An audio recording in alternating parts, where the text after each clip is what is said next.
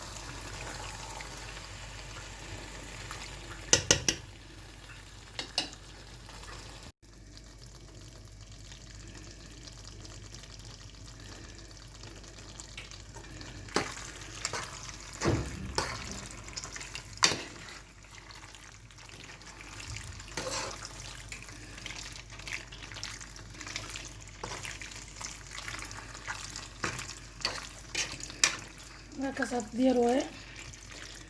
gurina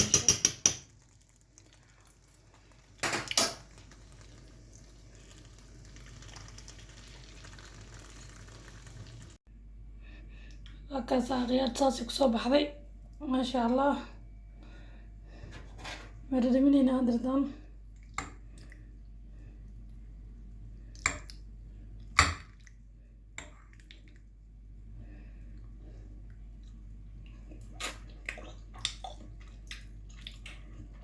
maasha allah aad u macaanta